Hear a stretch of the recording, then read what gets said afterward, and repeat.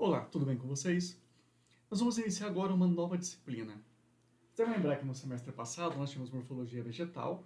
Em morfologia, nós estudamos o vegetal como um todo. Então nós temos aqui, por exemplo, folha. Opa, peguei folha novamente. Flor. Então, durante o semestre passado, basicamente o que nós fizemos foi trabalhar com o vegetal por fora, para que nós pudéssemos chegar na taxonomia e poder identificar os vegetais. Então, lembra que nós vimos raiz, caule, folha, flor, fruto e semente. Nesse semestre, nós continuamos olhando para o vegetal. No entanto, agora, ao invés de olhar ele do ponto de vista externo, nós vamos olhar ele internamente. Então, nós vamos continuar com raiz, caule, folha, flor, fruto e semente, mas dessa vez não olhando por fora, mas olhando por dentro. Então, nós passamos agora da morfologia para a anatomia vegetal. Esse é o livro da Beatriz Apesato, é um livro que nós vamos utilizar bastante esse nosso semestre, da mesma forma que esse livro vai ser bastante utilizado, que é o livro do Raven, os dois livros são muito parecidos, é o livro do Raven de Biologia Vegetal. Então, como vocês não vão ter acesso nesse primeiro momento à biblioteca, eu vou estar disponibilizando o resumo dos materiais e dependendo do capítulo, até mesmo o capítulo inteiro, caso seja necessário. Então vamos começar a trabalhar um pouquinho com a ideia de anatomia vegetal. Então pensa, se eu vou ver o vegetal por dentro, a primeira coisa que eu preciso utilizar é o microscópio. Então, vamos dar uma olhada agora como que eu faço para utilizar um microscópio. Nós vamos utilizar então um simulador para conhecer um pouco mais o uso do microscópio. Então nós temos aqui o microscópio. Veja, eu tenho aqui a lâmina.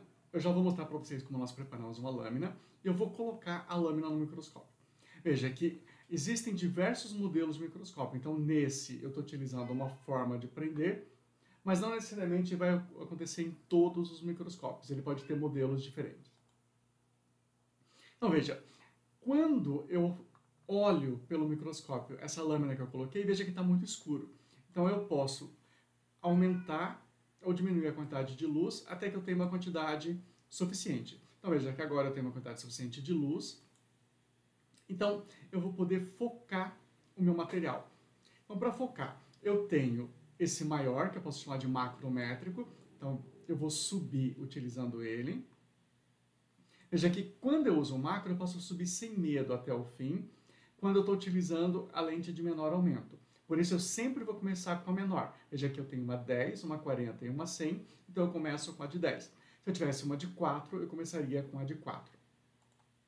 Então veja, ao subir, apareceu a imagem, mas veja que essa imagem está bem pouco nítida, então eu vou voltar um pouco, até que a imagem apareça um pouco melhor para mim.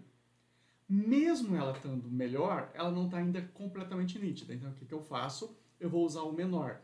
Então eu vou girando até que a imagem ela fique completamente nítida. Então agora eu posso observar essa imagem.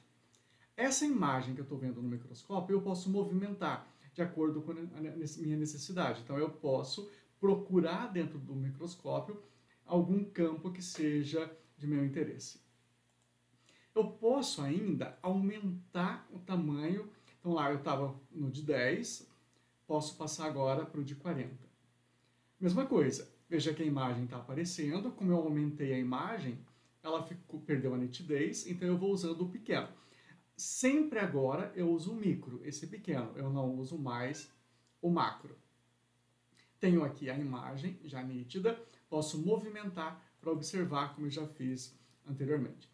Se eu quiser utilizar o de 1000 vezes é necessário utilizar um óleo. Então eu vou colocar na lâmina um óleo que eu chamo de óleo de imersão. Então, coloquei aqui o óleo. Logo após colocar o óleo, eu vou colocar a lente de 1000 vezes, na verdade uma lente de 100, mas sempre o que vai valer é o valor da lente mais da minha ocular. Normalmente a ocular tem 10 vezes, então por isso, quando eu estou com a de 10, 10 vezes 10, 100, 40, 40 vezes 10, 400, e 100 vezes 10, 1000. Então, veja, novamente eu tenho a imagem, veja que ela não está nítida, então eu vou agora utilizando o micro até que eu tenha a nitidez da imagem.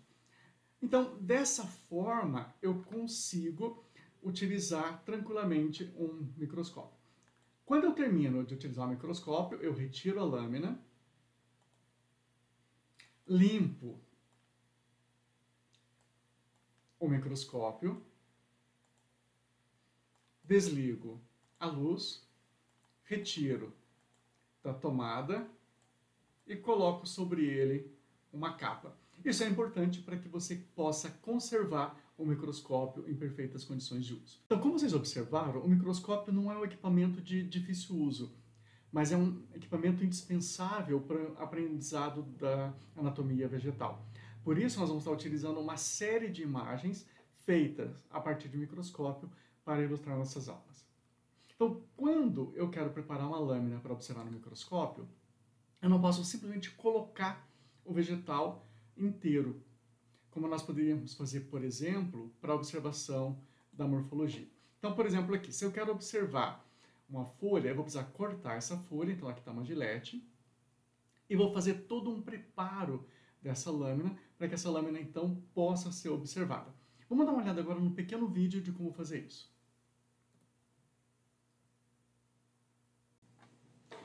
Nós vamos dar uma olhada agora em como preparar uma lâmina para observação das células vegetais.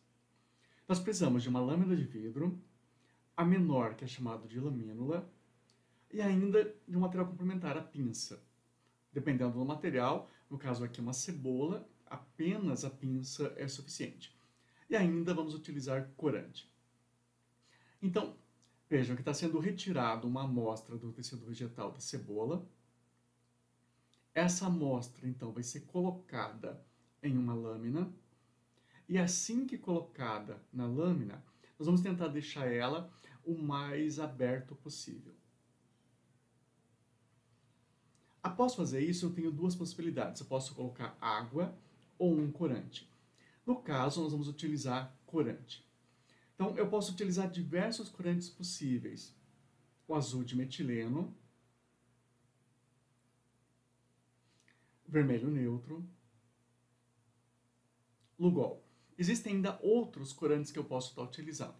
A escolha do corante depende daquilo que eu desejo observar. Então, é colocado uma lamínula e esse material, então, está pronto para ser utilizado, observado em microscópio óptico. Então, como vocês observaram, quando eu quero estudar um vegetal, eu vou precisar colocar no microscópio e para isso eu preciso de todo um preparo. Então aqui eu tenho, por exemplo, a folha de uma elódia e aqui eu tenho uma cebola, como nós vimos no nosso exemplo, e as células dessa cebola. Então, pensando tanto na elódia quanto na cebola, eu chego na célula vegetal. Então, lembra que nós já estudamos em anatomia que uma célula vegetal típica, ela vai ter um vacúolo, vai ter plastos, no caso aqui um cloroplasto, e uma parede celular. Essa imagem é uma fotografia feita em microscópio eletrônico. Então você tem uma ampliação bastante grande e uma qualidade de imagem bastante grande. Aqui nós temos o desenho de uma imagem de uma célula vegetal, onde eu observo as estruturas de uma célula vegetal e, além dessas estruturas, eu observo também as estruturas típicas de outros seres vivos, não vegetais. Então, nós temos as três características, né, que são os plastos, o vacúolo e a parede, e tenho ainda todas as estruturas que são presentes tanto em célula animal quanto em célula vegetal. Quando eu penso na célula, eu tenho que pensar um pouquinho da história.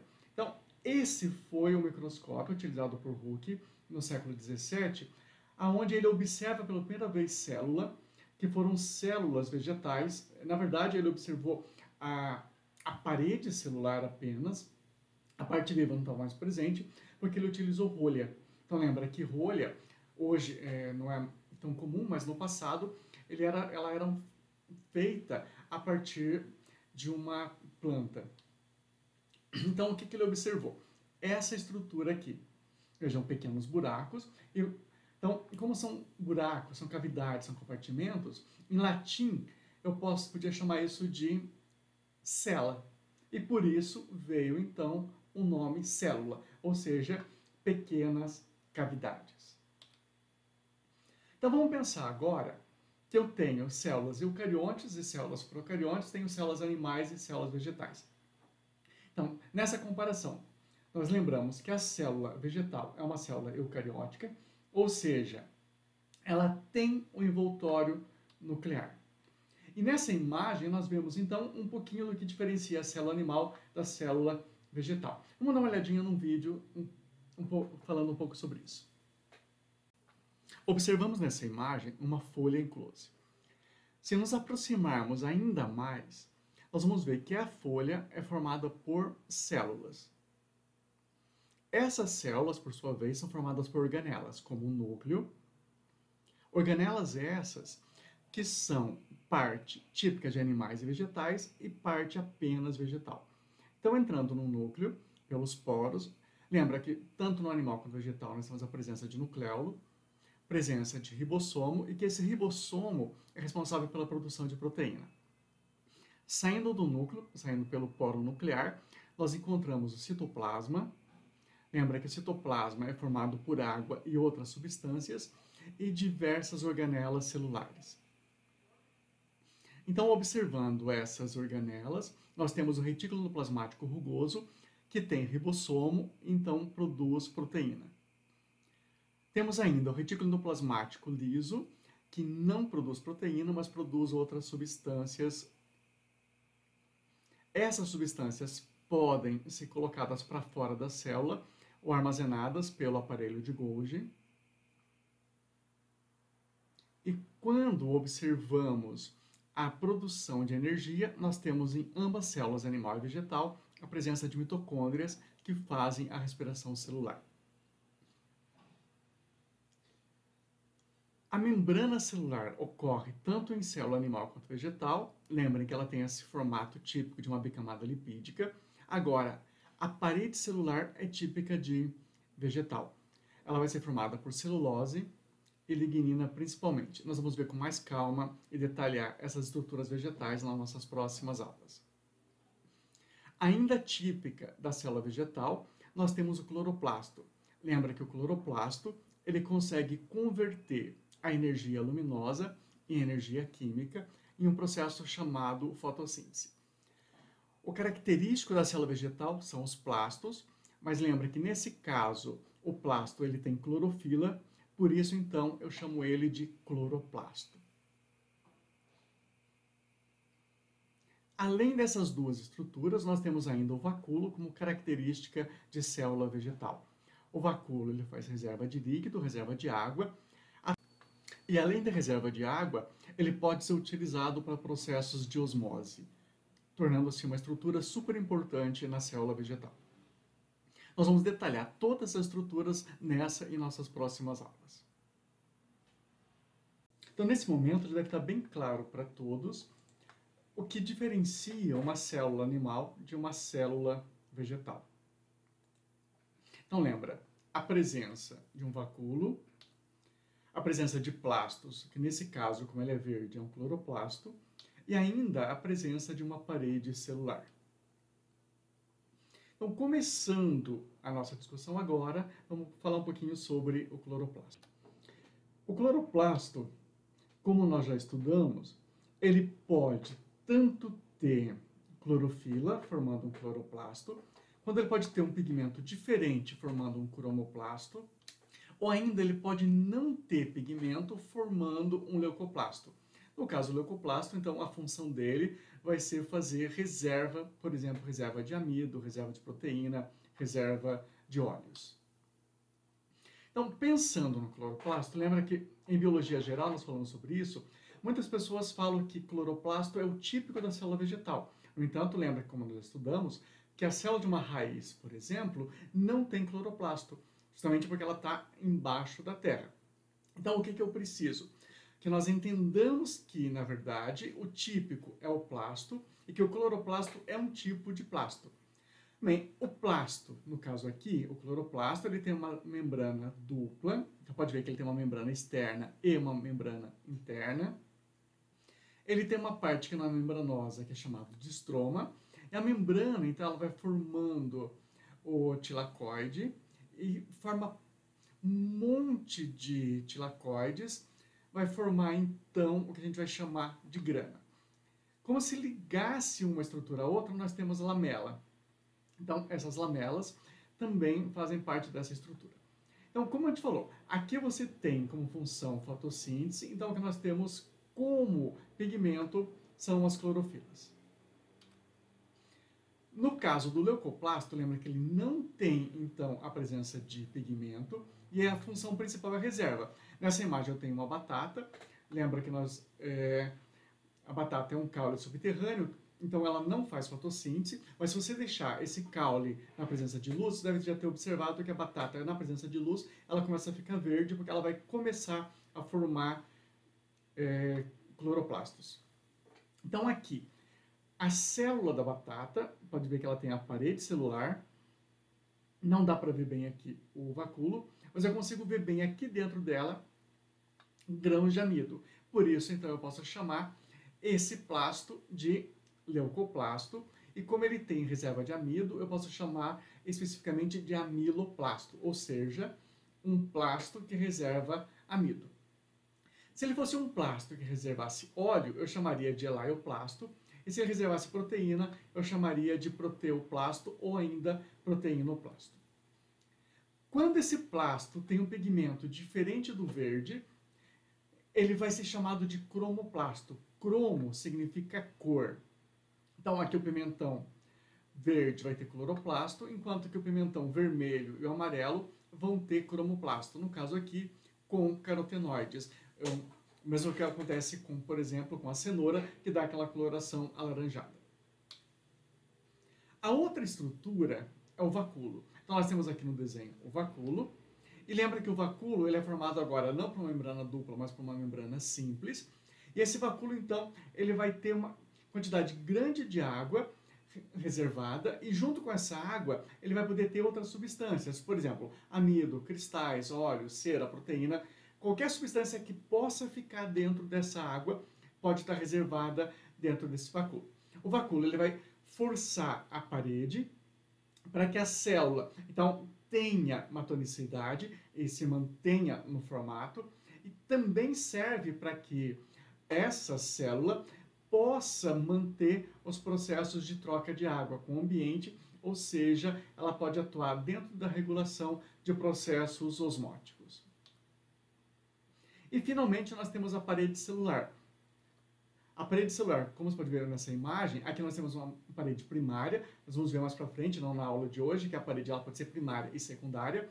Então nós temos aqui celulose, hemicelulose. Eu já vou explicar para vocês que o nome hemicelulose está deixando de ser usado e está passando a ser usado do nome agora poliose, mas hemicelulose continua correto, continua sendo usado. Por isso que eu mantive um slide como hemi e os outros como poliose. E pectina. A pectina é como se fosse uma gelatina que vai juntar tudo isso para que ela forme, então, essa parede celular. Então, no crescimento secundário, ela vai ter, além da celulose e da poliose, a presença da lignina. O que caracteriza o crescimento secundário é que a lignina vai formar madeira. Então, lignina vem de ligno, que vem de lenho, que vem de madeira, que é justamente quando a estrutura vegetal passa de ter essa estrutura primária e passa a ter uma estrutura secundária. Então, pensa, por exemplo, uma árvore novinha. Ela é flexível pela presença grande de celulose e poliose. Quando ela vai ficando mais velha, ela vai se tornando uma estrutura mais rígida, justamente porque agora ela vai ter uma grande quantidade de lignina, ou seja, ela vai acabar formando, então, madeira. A celulose, ela é um polímero de açúcar, mas um polímero formado por um único tipo de açúcar, beta-D-glucose. Então imagine, açúcar é fabricado pela celulose, açúcar é formado pela fotossíntese, então a celulose é indiretamente fabricado pela fotossíntese, já que o açúcar veio da fotossíntese, e então esse açúcar é polimerizado. Nessa polimerização, então, veja, aqui você tem uma beta-D-glucose, outro. Então, cada monômero, lembra, mono é um, mero parte. Então, cada uma parte, cada monômero, vai se unindo, formando um polímero. Vem de poli, meros, muitas partes. Então, eu vou ter aqui uma polimerização. Veja que ela está formando uma linha reta, e esse açúcar vai grudando um no outro. Isso torna tão resistente que a celulose ela nem consegue ser digerida por todos os animais. Nós, por exemplo, não conseguimos digerir celulose. Muitos animais também não digerem celulose. O boi, por exemplo, ele tem a simbiose com outros seres vivos que fazem a digestão da celulose para ele. Até o cupim, que a gente diz que come celulose, na verdade ele tem dentro do corpo dele um zooflagelado que faz a digestão da celulose. O próprio cupim não consegue fazer isso. A poliose, lembra que eu falei, eu prefiro poliose em vez de M pelo seguinte. M significa metade, ao meio. Então, a impressão que quando eu falo hemicelulose, que eu peguei uma celulose e cortei. Na verdade, não. A celulose ela é formada por diversas moléculas de beta-D-glucose, enquanto que a poliose é formada por até 5 açúcares diferentes. Por isso, poli significa muito. Ose, açúcar. Muitos açúcares, açúcares diferentes. Então, nós teremos açúcares com 6 carbonos, que são hexoses, que seria uma glucose, manose e galactose, e ainda 2 pentose, que tem 5 carbonos, a xilose e a arabinose. Então, olha, ao invés de você ter um único tipo de açúcar grudando um no outro, você tem diversos tipos, ou seja, esses 5 tipos, e agora, ao invés de eu ter um polímero linear, é um polímero ramificado. E a lignina ela já não é mais formada de açúcar, veja agora, ela é uma unidade de fenilpropano. Então você tem aqui, olha, ele tem como base um anel aromático, e veja que a polimerização é muito grande. É tão grande que ela vai formar uma estrutura suficientemente forte para você manter uma árvore em pé, ou seja, suficiente para formar uma madeira. Então, se eu penso que eu tenho uma estrutura bastante resistente, diferente do crescimento primário ou do secundário, eu vou precisar que essa parede celular tenha pequenas aberturas, que eu vou chamar de plasmodesmos, que vai permitir a troca de substância de uma célula para outra. Porque imagine, se eu não tenho essa estrutura permitindo a passagem de material de uma para outra, o que aconteceria? Uma célula não poderia receber, por exemplo, água ou alimento da célula que está próxima, iria acabar morrendo. Então agora, na continuidade da nossa aula, nós vamos passar a dar uma olhada na nossa primeira atividade prática. Então, como vocês devem lembrar, 3 pontos da nossa avaliação, elas referem às atividades. Então, nós vamos ter relatório de todas as nossas aulas, começando com a aula de hoje. Então, vou estar sempre chamando de atividade avaliativa, e essa atividade ela deve ser feita sempre no arquivo que foi colocado para vocês. Então, você tem lá, Faculdade Fati Vajar, Unidade Aguaraíva, e vai colocar aqui teu nome. Aula prática 1, célula vegetal. Nós temos logo em seguida a folha de rosto, o seu nome, aula prática 1, célula vegetal. Toda essa questão de como faz uma capa e tudo mais, eu vou explicar com mais detalhes na sexta, porque eu vou ter com você, professor de vocês, também de metodologia, em que nós vamos ter aula sempre na sexta-feira. Então aqui você vai ter, olha, espaço de imagem 1, espaço para imagem 2 e imagem 3. Então, o que são essas imagens? Então vamos lá para o microscópio. Então nós temos aqui um microscópio virtual, e dentro do microscópio virtual nós vamos estar vendo algumas imagens. Então eu vou pegar aqui essa lâmina.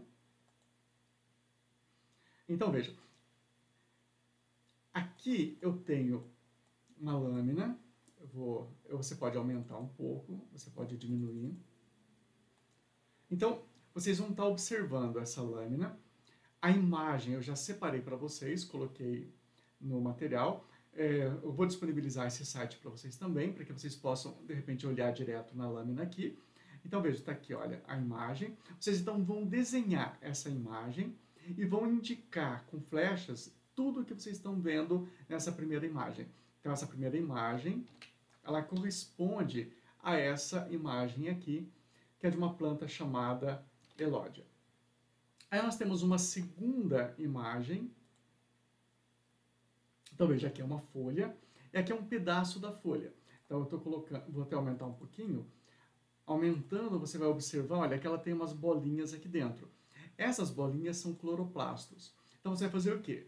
Da mesma forma que anteriormente, você vai localizar e desenhar tudo que você está vendo aqui, que corresponde à nossa imagem 2. Então, vamos pensar nessa imagem aqui. Vamos voltar na outra até. Vamos ver as três primeiras, depois a gente volta para comentar, fica melhor. E a última imagem que nós temos é essa imagem aqui. Também é uma folha, onde nós estamos vendo a folha, a primeira camada da folha. Então eu tenho no material de vocês essa imagem que corresponde àquela. Então vamos olhar uma por uma para que vocês possam entender o que a gente está vendo em cada imagem dessa. Então vamos começar lá pela primeira imagem que nós vimos. Então aqui nós temos a célula vegetal. Então eu tenho aqui uma célula. Observem que eu tenho aqui a parede celular, esse espaço que faz parte do vacúolo e essas bolinhas que são os cloroplastos. Ou seja, aqui eu consigo ver vacúolo, cloroplasto e parede celular. Então você vai desenhar e vai indicar essas três estruturas que você já conhece. Na segunda lâmina, é a mesma coisa. Então aqui eu tenho novamente a célula vegetal. Agora eu não observo mais vacúolo, porque essa célula ela foi preparada de tal forma que o vacúolo desaparece. Mas eu consigo ver novamente a célula, consigo ver a parede celular e aqui dentro as bolinhas que são os cloroplastos. Então eu vou desenhar e vou indicar essas estruturas. E na última lâmina, essa que nós temos aqui, então o que eu observo? Veja que eu não consigo ver nada aqui dentro, então eu só consigo ver a célula e consigo ver também a parede celular, indicando para nós que nem toda célula vai ter todas aquelas estruturas. Essa aqui, nós vamos estudar mais para frente, é uma epiderme, e epiderme nunca tem cloroplasto. Então, você pode usar tanto essa imagem do microscópio, quanto pode usar essas imagens que eu estou disponibilizando para vocês, para montar as aulas. Desculpe, os relatórios. Esses relatórios, então, eles devem ser postados no Moodle e eu, então, faço a correção e dou a nota para vocês. Pessoal, uma boa semana para vocês e nos vemos na semana que vem. Até mais, se cuidem.